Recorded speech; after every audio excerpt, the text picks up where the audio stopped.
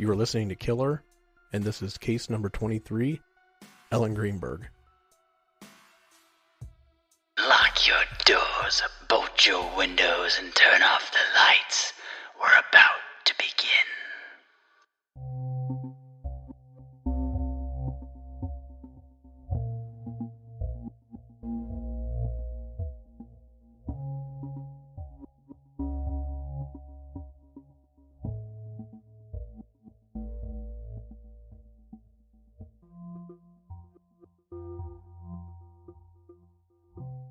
It was January 26th, 2011, and the weather in Philadelphia was turning nasty. A blizzard was on the way. The 27-year-old teacher, Ellen Greenberg, dismissed her first-grade students early to avoid the impending weather, and she headed home to her apartment as well. Along the way, the first-grade teacher stopped and filled up her car with gas, and then she made her way home, where her fiancé, Sam Goldberg, awaited her at their Venice loft apartment. Sam and Ella were in the apartment together until about 4:45 p.m. Sam left the sixth-floor apartment and went to work out at the nearby gym in their apartment complex. Sam returned home later, and when he arrived, he noticed the door was locked from the interior. He opened it partway with his key, but the interior swing lock was also in place too. He could not get into his apartment and immediately began texting Ellen and banging on the door, but neither option resulted in a response. Sam remained outside of the apartment door for roughly 22 minutes as he sent texts such as, "Hello? Open the door. What are you doing? I'm getting pissed. Hello? You better have an excuse. What the fuck? Ah! And you have no idea." Frustrated, Goldberg went to the lobby of their apartment complex and spoke with Phil Hanton. He was the only security guard on duty that evening. He begged Hanton to break the lock to his apartment, but Hanton refused. It was against their policy. Sam did the only thing he could think of, break the door himself in the presence of the security guard. The presence of the security guard has been questioned, and Hanton claims he was not present during the break-in. However, it is in the official police report that he was there. At this point, it had been roughly 1 hour since Sam returned to the apartment, which was locked from the inside. Sam discovered his fiancée with several stab wounds, so he called 911. It was 6:33 p.m. The operator instructed him to begin CPR, but when they discovered there was still a knife lodged in her chest, he was instructed to stop. Ellen was pronounced dead at the scene at 6:40 p.m. Interestingly, Sam leaves for the gym, comes back, can't get in, spends all this time banging on the door, sending texts, calling. He just, for whatever reason, cannot get into the apartment. Well, the reason is it's locked, but nobody's coming to answer the door, and he's freaking out. It's overall strange. Like, what would you feel like if you were the fiance and you had left and you knew that your significant other was still in the apartment, and suddenly you show up and you can't get in? I would assume she's like cheating on me or something. Well, yeah, I would have assumed someone else was in the apartment for sure, especially since the swing lock was locked as well from the inside, and he had to break it down to get in. I would assume that there would have been somebody else in the apartment at that point. Yeah, I mean, you would think that's like the logical explanation is somebody else is in the apartment with her, or she fell asleep, but, he left, and obviously he couldn't lock that latch, on his way out because it's an interior lock. And for those unfamiliar, it's a swing latch is one of those latches that, you've seen them in hotels, where they're like a metal latch and they're bolted to the side of the frame of the door, and then they swing over and like grab onto something on the door, almost like a chain lock. But these ones are like hard metal and they just flip over, and they usually attach to usually a circular round piece on the other side, and it's like an additional lock, in conjunction with your deadbolt and your regular door lock. Yeah, and in most cases you can only open them so far. They call them a slide lock because you can slide the door open maybe just a couple inches. So obviously you can't see very far into the room, even if that slide lock is fully over and you have that little bit of a gap to look through. So really, obviously he wasn't able to see in the apartment far enough to see what was going on at the time without having to break the door down. According to the police report, the decedent is on the hardwood kitchen floor, located just inside the door entrance. The decedent is found supine with her head and some of her upper body and shoulders resting against the lower half of the white kitchen cabinets next to the range. Her body, starting with the head, is faced north and the legs west. She is clad in a zipper-up dark-colored overtop, a t-shirt, gray sweatpants, underwear, and light brown Ugg boots. A pair of eyeglasses are on the floor to the right of the decedent. A white towel is grasped in her left hand. A hair tie or scrunchie is on her right wrist. There are no personal effects on the body. The report continues. Upon further examination of the body, The decedent has a knife embedded in her left chest through her clothing. There are multiple stab wounds examined at the scene. At the chest where the knife is located, a few superficial grouped nearby, one to the left upper chest near the clavicle, 2 more at the mid-chest between and just below the breast. There are defects to the shirt consistent with underlying wounds. There are no defense injuries to the hands, wrists, or forearms. The right hand is flaccid. The hands appear to be slightly stiff. The body is cool to the touch at the extremities and warm to the touch at the torso, front, and back. Lividity is inconspicuous. Findings are consistent with current position of the body. The report also noted blood is present on the head, in the hair and neck. The right hand has blood on it. On the front side of her shirt, along her pants, on the front side and top of both of her boots is blood. The right boot has blood on the sole. The blood around her is generally confined to the area of the body, on the floor underneath, and on the face of the cabinets behind her. 1 small blood spatter is on the cabinet to the left of the body. 2 separate drops of blood spatter are on the granite countertop above her. In describing the scene around her body, the report states, 2 kitchen knives are in the sink adjacent to the body. They are free of any blood or tissue. The sink underneath is dry and also bears no evidence of blood or tissue. A knife block is on the counter between the sink and the range. It is turned over to the side. The 3 utensils are a spatula, fork, and paring knife, all that bear no evidence of blood or tissue. The knife in her body is consistent with the knife set found in the sink and in the block. She was stabbed 20 times, including 10 to the back of her neck. This is where things get very, very interesting. Ellen was stabbed 20 times. 10 times to the back of her neck and on the back of her head. And it's just an overall strange place to be stabbed. It's just a strange scene. You know, if you're Sam walking in and you're in this apartment complex, you come back after 30, 45 minutes, at the gym, can't get into your home, you finally get in, and there she is with all these stab wounds and nothing else. Yeah, and upon observation of what we described there, you see her still with the knife in her chest, and all these other stab wounds, on her chest or on the back of her neck or whatever. Maybe not, but maybe the first thought I would have had was, somebody took off right in the middle of this because her torso and stuff is still warm. Are they still in the apartment somewhere hiding? Right. Like, what's going on here? Is there somebody else I need to be concerned about? He started to perform CPR and then found the knife still stuck in her chest and was instructed to stop. The police show up pretty quickly after, but it's just a very strange scene and a very strange set of circumstances unfolding, within the course of, 45 minutes to an hour. Well, when you factor in the time it took him to get back into the apartment, it's a lot longer than that, but, I think it was like 90 minutes or so. Yeah, and obviously she had, from the time that she had passed away from the wounds, it hadn't been that long of a time. Her extremities were cold to the touch, but her torso was still warm. So I don't know the exact math on how time of death is calculated, but it doesn't sound like she had been deceased very long before they had found her in that position. Yeah, exactly. So we're going to move on to some of the post-incident events that happen, including the investigation and interviews and the like. Following the discovery of Ellen's body, police began searching for evidence and conducting interviews. A brief canvass was done of the apartment hallway, speaking to a few neighbors. None of them reported any odd sounds, loud noises, or arguments. The apartment was reported to have been clean. No evidence of a struggle was found. Furniture was in its correct place. No valuables appeared to have been missing or disturbed. There were many items of value present in the area, including 3 laptops, money, car keys, etc. As police searched the apartment, they never found anything indicative of a suicide. No note or other information, either physical or digital, that would suggest Ellen committed suicide. The other peculiar thing police noted is that the apartment only has 2 ways you could gain entrance, through the main door or the patio sliding door. However, the patio is on the 6th floor, and there was a lot of snow that day. No tracks or disturbances were found on the balcony. Police did recover prescription medications Ellen had in her bedroom. There were a series of prescriptions that belonged to the benzodiazepine family. Ellen had been recently prescribed these medications in order to help control an issue she was having with anxiety. According to Ellen's mother, she had been suffering from anxiety since the end of the prior year, which would have been 2010 in this case.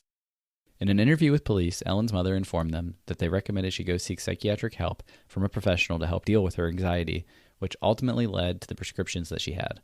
Alongside those prescriptions, police found a journal documenting her use of the drugs and mood while taking them. The last entry in the journal was dated January 16th. Ellen's mother also reported that she spoke to Ellen earlier that morning around 7 a.m. while they were both on their way to work. They had a pleasant conversation and had no indication that anything was wrong.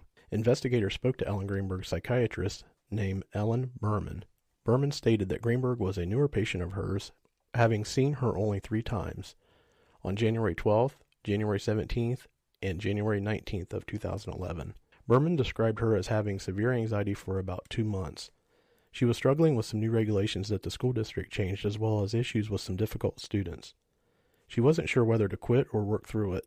Some other interesting pieces of information Berman provided were that there did not appear to be any suicidal thoughts, and Greenberg spoke very highly of her fiancé. Berman also noted she directly asked about any physical or verbal abuse in their relationship, which Greenberg denied. Greenberg was initially given Zoloft, then switched to low-dose Xanax after both failed. She was finally prescribed Ambien and Klonopin in order to help her get some sleep. There was never any indication of abusive behavior. Also of note, during Sandra and Joshua Greenberg's interview, the parents, they also stated in regards to Sam Goldberg that her and her family were happy to have him as a future in-law. The pair had been together for around 3 years and became engaged over the summer and were due to marry on August 11th, 2011. They had no knowledge of any verbal or physical abuse. So the immediate question that comes to mind here after reading all of this is, did these drugs have something to do with Ellen's death? Because as of right now, there's not a whole lot of other physical evidence aside from the stab wounds and the knife. What do you think? I'm sure there are side effects to those drugs that state that you could have suicidal thoughts, but just thinking about the extent of her injuries, even if you're on a very high dosage of that medication, do you think you could stab yourself in the back of the neck 10 times before plunging a knife into your chest? It's a great question. It's one that people are still wrestling with. Yeah, I can't see how still it's a suicide. I mean, I guess it could be, but just the pain of stabbing yourself is something. I mean, if it's a 1 or 2 and done, okay, sure, but 20 stab wounds before a fatal blow is stricken, I question it highly. I'm in the same boat as you. So that being said, let's move on and check out what happened next. Ellen's parents have described her as happy, bubbly, and competitive. Ellen graduated from Penn State as a communications major, but eventually decided to pursue teaching. Shortly after graduating from Temple University, she got her job working at the Juniata Park Academy in the Philadelphia school system. According to her father, she felt good about what she was doing. Then something changed. Ellen's father, Josh, described her as suddenly becoming very anxious and wanting to return home. It would be 3 years since she hired into her job and was preparing for a wedding to her fiancé, Sam, but she wanted to return home still. Her parents couldn't understand. They recommended that she see a psychiatrist before giving up and returning home. It seemed totally out of character for Ellen, according to her parents. In the aftermath of Ellen's death, her parents answered a call. Something terrible has happened to Ellie, the call said. Then they were told something about their daughter committing suicide. Sandy refused to believe her daughter would take her own life. 2 days later, the police then said they were investigating Ellen's death as a homicide. The news came moments before Josh delivered the eulogy at Ellen's funeral, where he would share the news. What is now a giant whirlwind of emotions and confusion quickly became more confusing and more emotional. I want to revisit the timeline for just a moment to ensure that everyone is on the same page. On January 26, 2011, Ellen was found dead in her apartment from 20 stab wounds, including 10 to the back of the neck. Initially ruled a suicide, within a couple of days it was changed to a homicide following the autopsy on March 7th. But 3 weeks later, the police changed it back to a suicide. The medical examiner agreed and changed his ruling to a suicide. The case would end here, case closed. As a suicide? Not so fast. The Greenbergs became frustrated, as they felt this should have been investigated as a homicide. They started to question everything about this investigation. They still weren't clear how she would have committed the stab wounds to the back of her neck. There were new signs of her being suicidal. What were they missing? Why would the police be the ones suggesting suicide and pushing the medical examiner to change his ruling? Over the last 9 years, the Greenbergs have been fighting various battles to determine what really happened to Ellie. During the course of this, they had contracted an expert to create renderings of what her stab wounds would have looked like. They deemed that one of the wounds to the back of her neck would have rendered her paralyzed and unable to continue stabbing herself further. However, something interesting was noted in Ellen's autopsy report after its last revision. The medical examiner, Dr. Marlon Osborne, noted that Dr. Lucy Rourke examined Ellen's spinal cord and determined there was no defect to it, meaning Ellen could have possibly created the wounds in her back and continued on stabbing herself in the front. But when asked later, Dr. Rourke had no recollection of ever examining Ellen. According to the ME's report, Ellen had multiple stab wounds to the chest, abdomen, and back of the neck, and had a knife with a 12.5 centimeter blade sticking out of her chest at a depth of 10 centimeters. Ellen's parents would later say during an interview that their daughter was too squeamish to pierce her ears a second time, let alone stab herself. Ellen's parents began investigating this on their own in the years since her death. They've hired many experts and investigators to try to help to close the book on this case, a case they do not believe was a suicide. According to medical professionals, Cyril Wecht and Henry Lee, both working on high-profile cases like the JFK assassination and O.J. Simpson, both came to the same conclusion once reviewing all of the data available to them. Ellen's death appeared to be consistent with homicide. Wecht wrote in a 2012 report, "Suicidal stab wounds can rarely be multiple. Stab wounds to the back are unlikely to be suicide." Lee's findings, which came later, reached the same conclusion. He said, "The number and types of wounds and bloodstain patterns observed are consistent with the homicide scene." Tom Brennan, a retired state trooper of 24 years and a former detective, was retained by the Greenbergs to review the case. He took major issue with the investigators' insistence that because Ellen appeared to not have any defensive wounds, that this was not a homicide. Brennan was quick to point out that it's possible she was taken by surprise in what he describes as a Blitz Attack, which could have left her totally defenseless. Following up on that, Brennan hired Wayne Ross, a forensic pathologist, to review a fragment of Ellen's spinal cord, which was still in the possession of the medical examiner's office. This was performed back in 2017, and Ross was able to conclude that her cranial cavity had been punctured, which would have rendered her unconscious and prevented her from stabbing herself so many times. You could plainly see the nerves were severed, Brennan would say. She would have most likely passed out or died. In contrast to Brennan, the Philadelphia Inquirer hired their own investigation team to review the evidence. Gregory McDonald, a Montgomery County coroner, reviewed the evidence.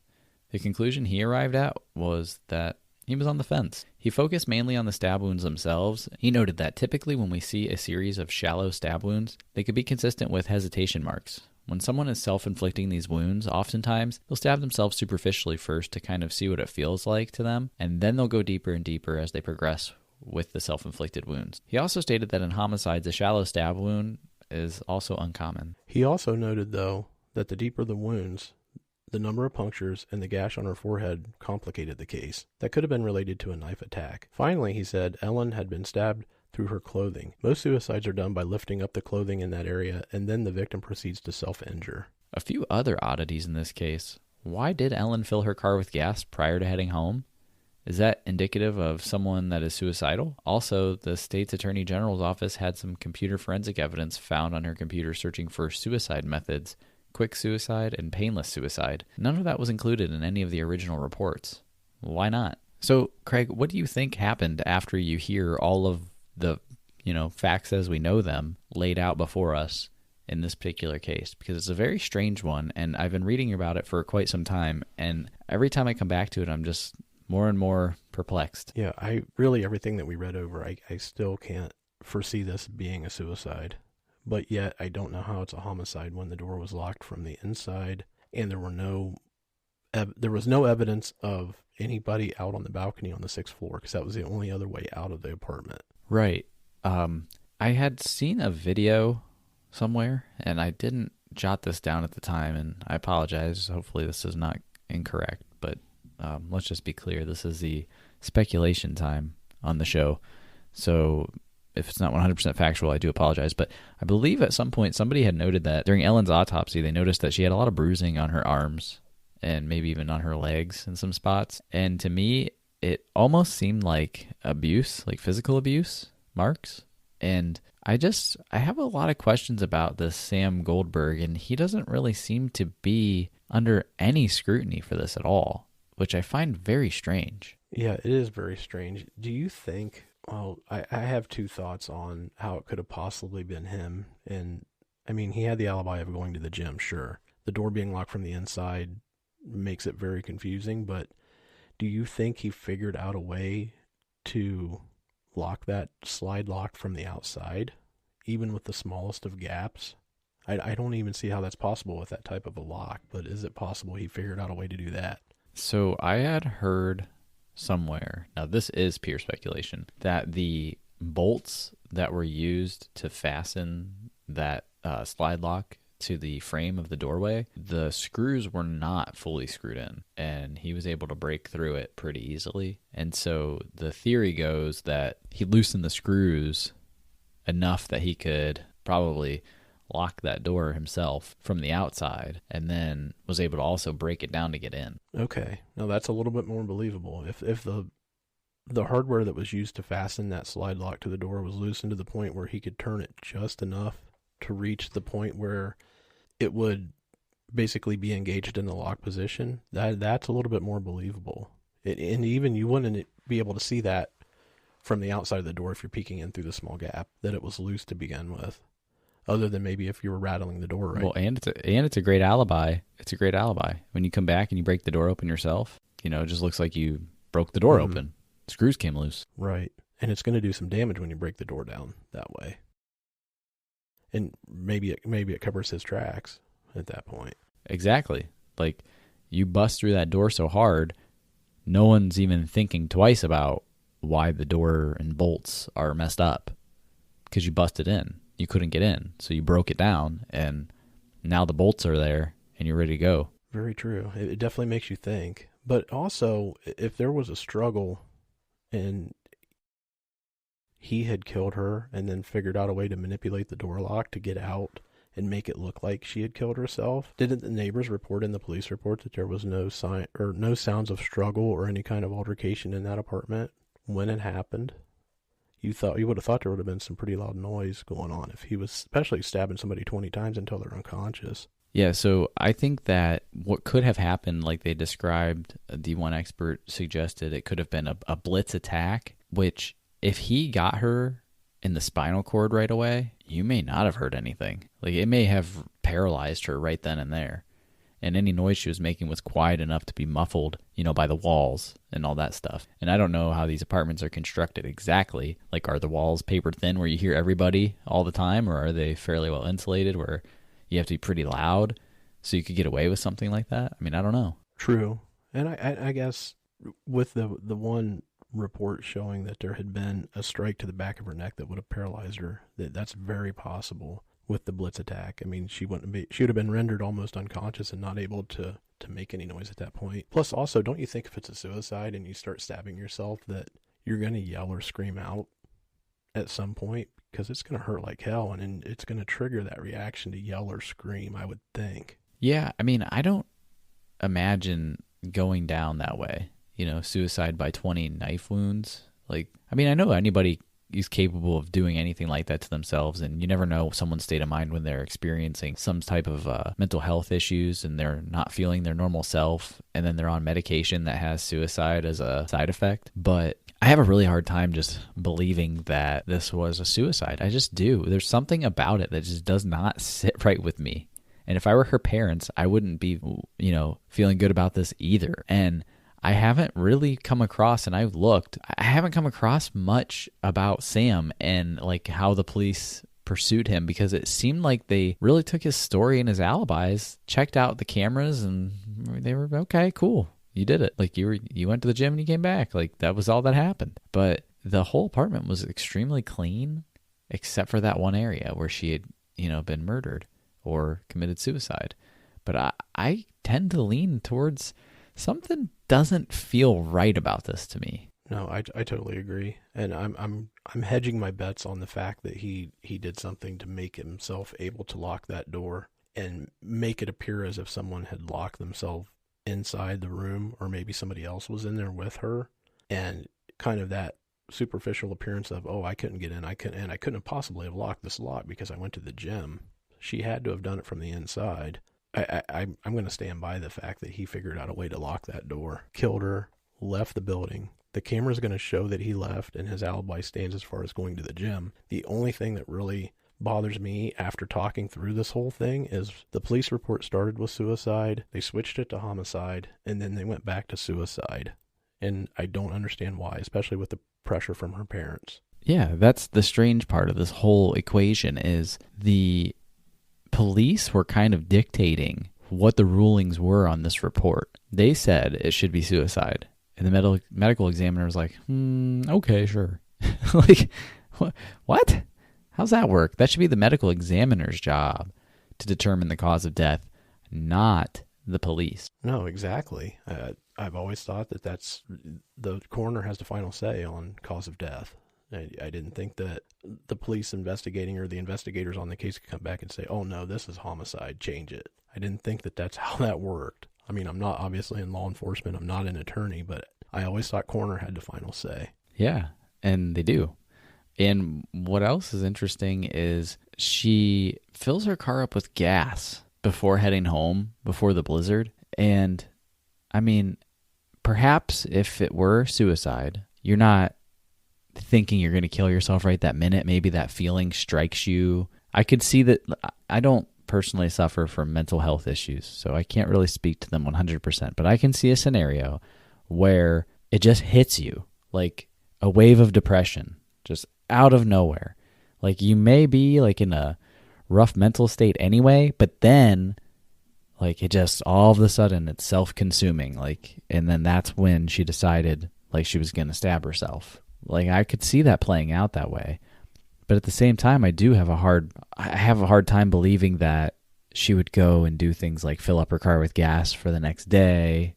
And she seemed really tight with her parents. Like she wouldn't call or talk to her parents, like even without telling them what she's going to do, but just to kind of get that like one last goodbye, you know, for her own sake. I don't know her, but it just seems like something she would do. Right. And even if she had a place to call like that, you think it would have been a very emotional call. And her parents could have picked up on, you know, something's wrong here.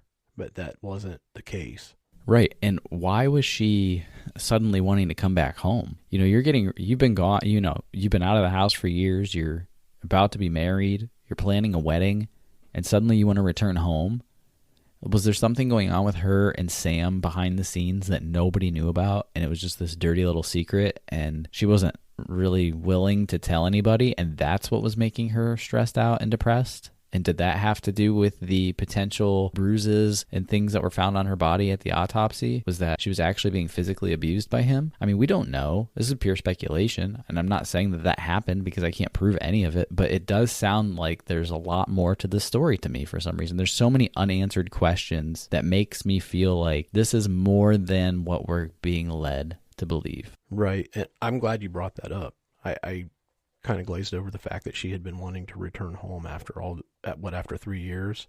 I think that there had to be some kind of either verbal or physical abuse going on for her to want to get out of that relationship, but she might have not been coming out and being straight with her parents and telling them what's going on because she didn't want them to worry. I mean, it was a little worrisome, obviously, that they had brought up the fact that she wanted to come home, but she could have been sugarcoating it for, you know, protection of her parents, not wanting them to constantly worry about her being away from home and being physically or verbally abused. And with the conversation around mental illness, that's a very touchy subject for a lot of people. I by no means want to, you know, pretend to be an expert. I'm not. But, you know, so I'm sure there are situations where you could be triggered instantly. Something could happen. He could have said, you know, the wedding's off. They could have had an altercation. You know, it might not have been loud, but they could have been having a very, you know, focused conversation. He could have grabbed her, shoved her around a little bit. One thing led to another.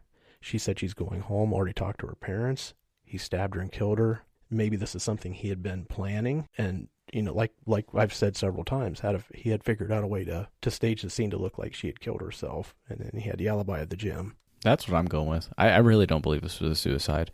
I think stabbing yourself in the back, first of all, like who would do that? That seems very strange. Like if you were going to test it out, if you will, and stab yourself, like I'm stabbing myself in the leg or the butt, you know, like, or the hip. Like I'm not going behind my head to my neck. Like it just doesn't make sense. Like who would do that?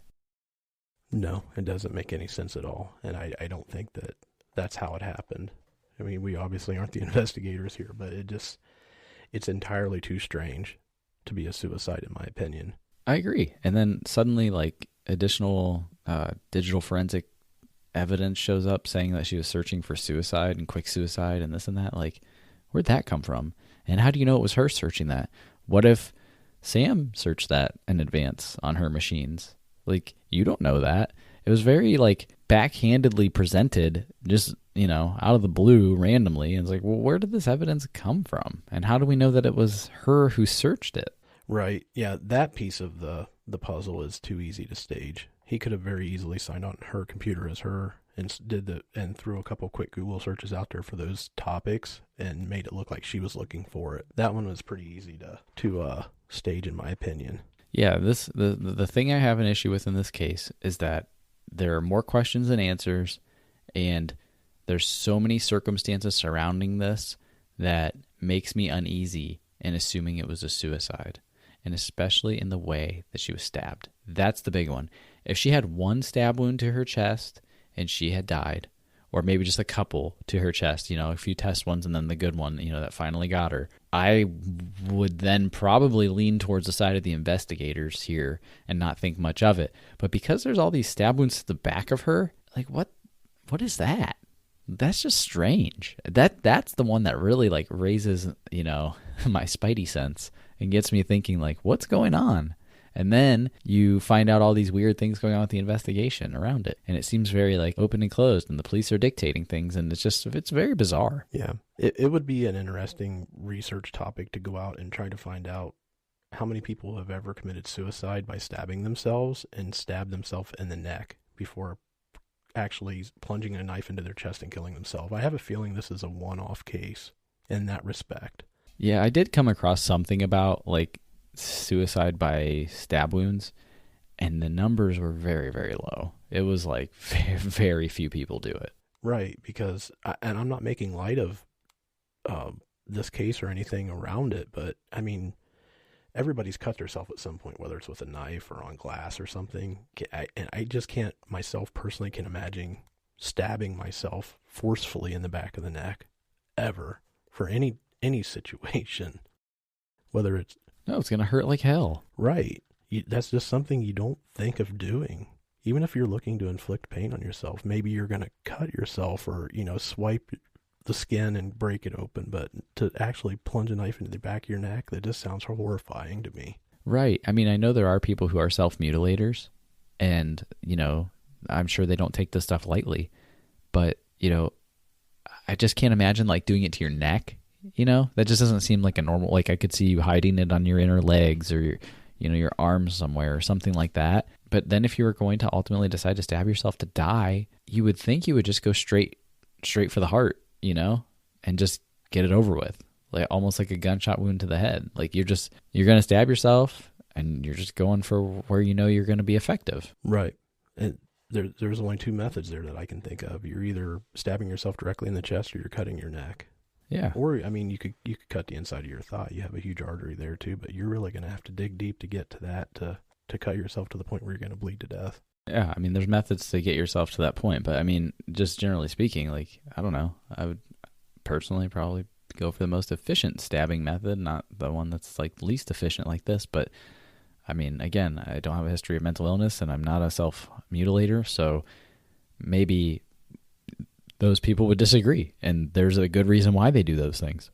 I can't think of what it would be. Yeah, so basically at the end of all this, I think we both agree that there's no way this could have been a suicide, just by what we've discussed. I'm pretty sure, I mean, I don't want to say her boyfriend or fiance was the prime suspect, but in this case, everything we've read, everything that we know, I have to believe that he's the prime suspect in the homicide. Yep, 150%. He would be the one I'd be the most worried about. And again, I mean, it is possible, I guess, that she did commit suicide, and I'm not accusing him of murder, but at the same time, I have a really hard time believing that she did do that to herself, and he's the only other one who was around. And there's not a lot of information I was able to come across with regards to him and what he was doing, because his alibi seemed at the time so airtight that I think police just let him go. They didn't really spend a lot of time on him. Yeah, and ultimately that's kind of a sad narrative to wrap up this case and this discussion, is they kind of, sounds like they just,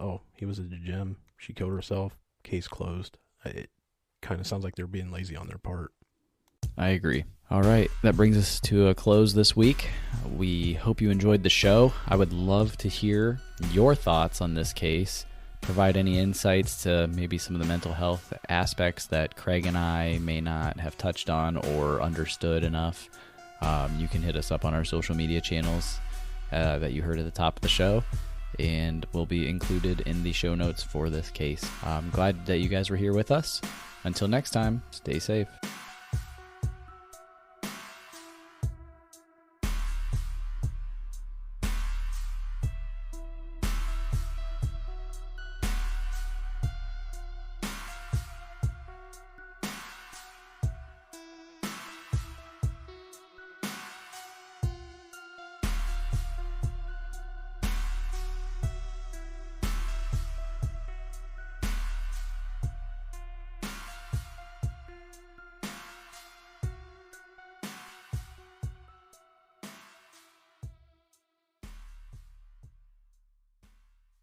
So I have a confession to make. Oh boy, that's a spicy entrance.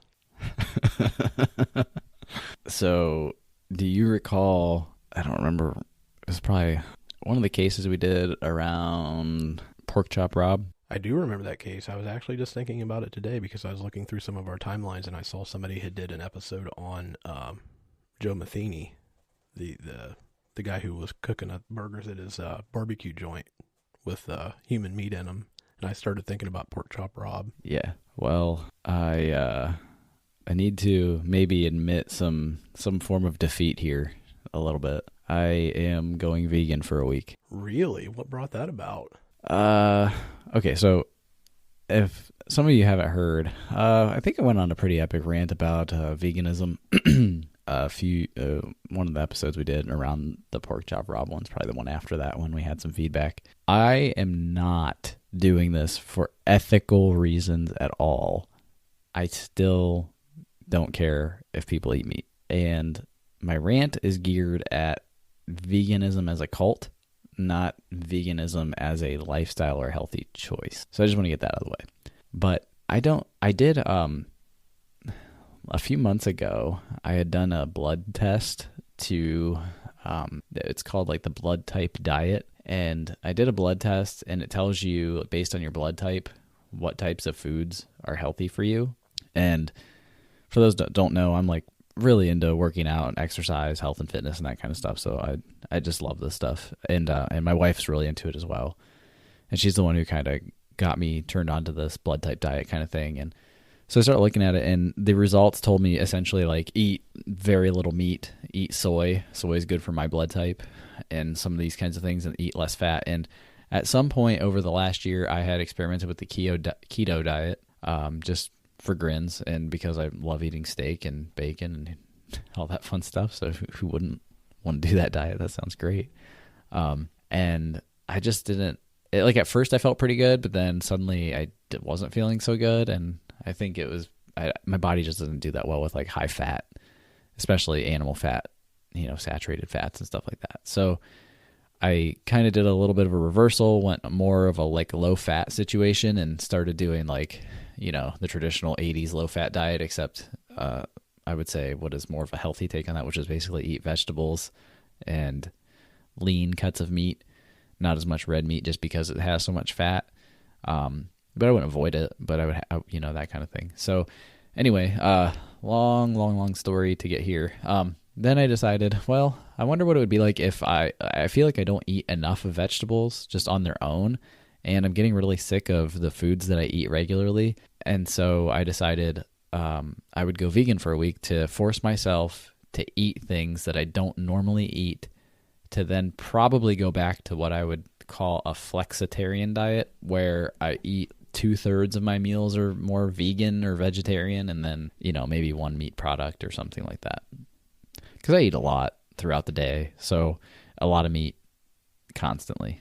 So I just kind of wanted to reverse that a little bit, I guess. So we had just discussed not that long ago about meeting up at George's in Canton to talk about the show and do some planning. Do they have the everything burger there, or how's that gonna happen? I don't know, dude. I didn't really think about it that far because it's only gonna be a week for now. That might be it. That might be my flexitarian meal that day.